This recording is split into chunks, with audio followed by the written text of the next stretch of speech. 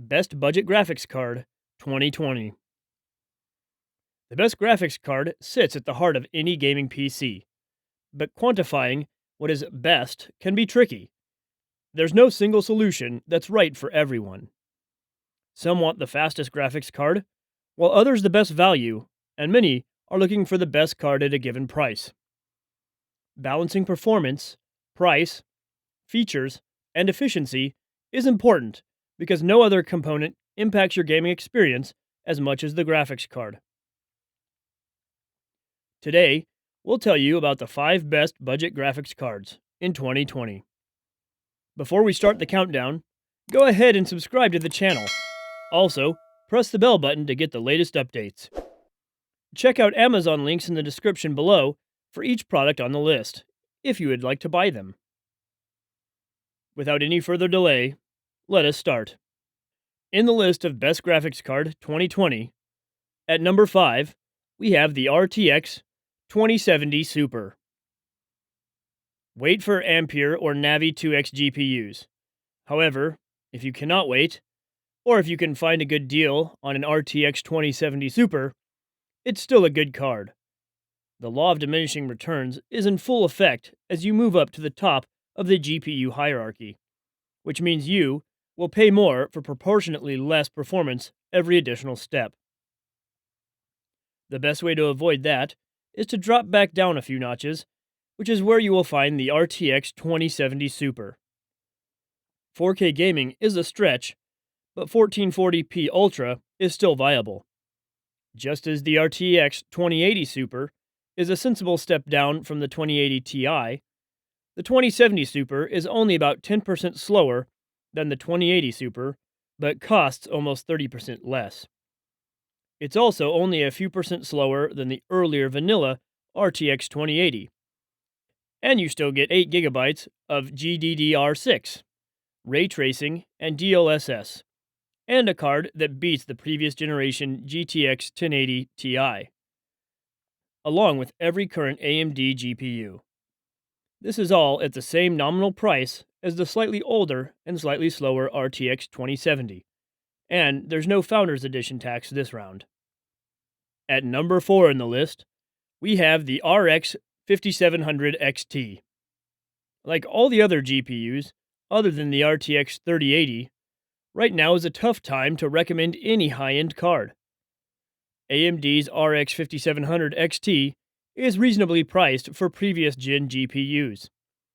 But in the next month or two, we could very likely see a big jump in performance for the same $400 asking price. What's more, AMD's Navi 10 architecture doesn't support hardware or software ray tracing, though in traditional rasterization techniques, AMD's RDNA architecture is very competitive. AMD's GPUs also tend to do better in games that use either DirectX 12 or the Vulkan API, while DX11 games favor Nvidia.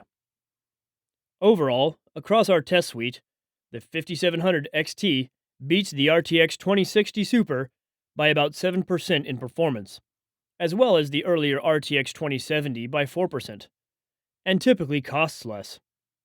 There have been some concerns with AMD's drivers since Navi launched, but the latest updates appear to have addressed the biggest problems.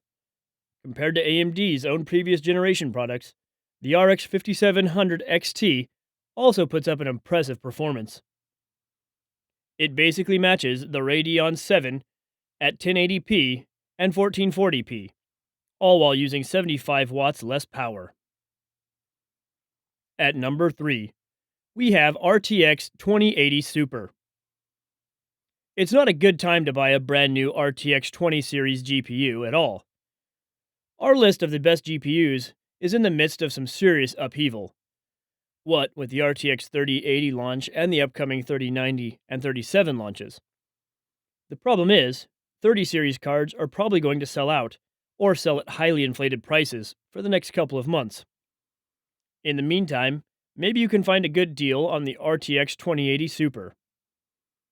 Do not pay more than $500 for such a card, and probably not even that, but the 2080 Super is still very capable. It's just not RTX 3080 levels of capable. 1440p, and 4K gaming are totally possible, just not necessarily at maximum quality, especially in 4K.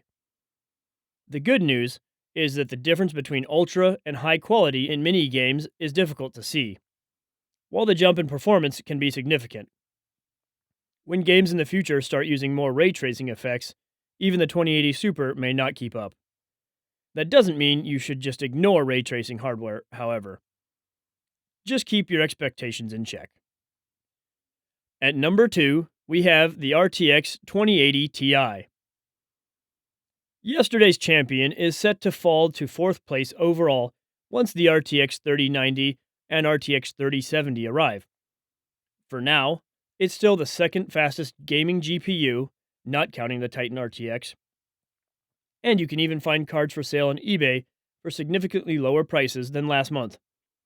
Except, most of those prices are still at least as high as the RTX 3080, which is 30% faster, sometimes more. Powered by Nvidia's Turing architecture, the RTX 2080 Ti ushered in the era of consumer GPUs with ray tracing hardware. It also brought along tensor cores for DLSS and other tasks, plus concurrent floating point and integer execution.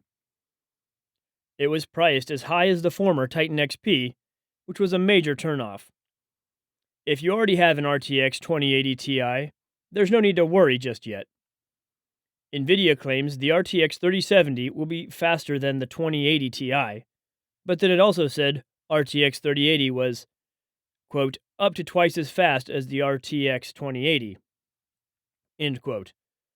Our testing shows the 3080 is closer to a 70% improvement, and very likely the 2080 Ti will still have plenty of games where it's faster than a 3070.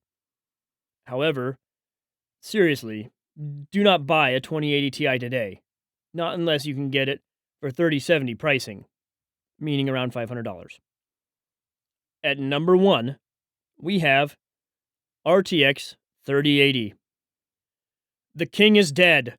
Long live the king! Nvidia's GeForce RTX 3080 has arrived, sporting the new and improved Ampere architecture. It's over 30% faster than the previous gen 2080 Ti for $500 less. If you're serious about maxing out all the graphic settings and you want to play at 4K or 1440p, this is the card to get. It's mostly overkill for 1080p gaming, though enabling all ray tracing effects in games that supports the feature makes 1080p still reasonable. If you skip the first round of RTX GPUs, the RTX 30 series might finally get you on board the ray tracing train. With potentially double the ray tracing performance of Turing, and games like Cyberpunk 2077 on the way, with even more ray tracing effects, the RTX 3080 is your best chance south of $1,500 to play games in all their ray-traced glory. Ampere also brings improved tensor cores for DLSS, a technology we're bound to see more of in future games now that it doesn't require per-game training by a supercomputer. The biggest problem with RTX 3080 right now is going to be finding one in stock, at less than scalper prices. By the time the supply increases, we may also have RTX 3070 and RX 6900 XT cards as an alternative. That's all for today, folks. Tell us which one you like most in the comment section, and don't forget to check out Amazon links in the description. We'll see you soon with another amazing video.